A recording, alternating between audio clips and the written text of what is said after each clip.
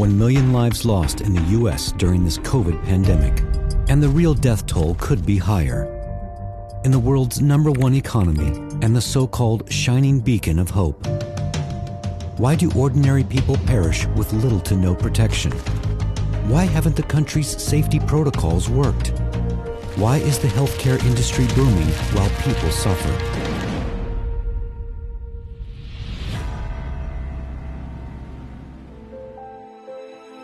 Janet Mendez, a New York resident, was infected with COVID-19 in April 2020. I was watching the news in the beginning. They were like saying, oh, don't worry about it. If you contract COVID, we're paying all the bills for you. But it turned out that the government didn't pay. Her hospital kept sending medical bills from different departments for different procedures and treatments for her, and the total amount approached an astronomical $400,000. So why am I getting so much large amounts for the hospital? After the New York Times article, St. Luke's froze the account saying, oh, we're going to review how much you really owe. We're calculating maybe from $6,000 to $16,000 I might have left over. Janet is not alone.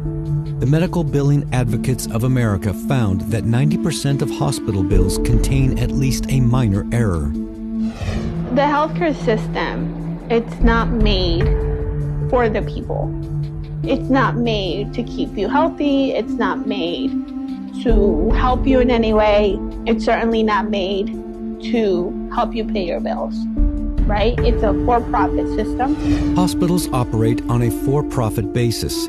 By the end of 2020, HCA Healthcare, the country's largest for-profit hospital system, posted a $3.8 billion profit, more than it made the year before the pandemic.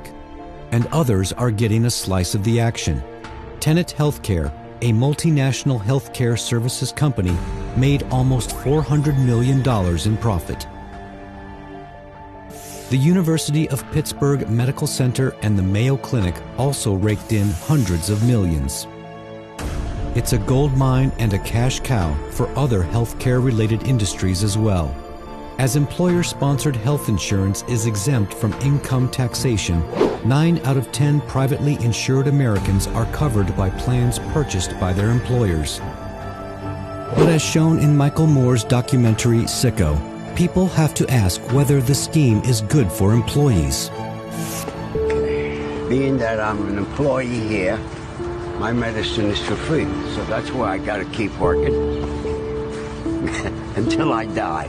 There are golden years, I can't find them. I'll tell you that.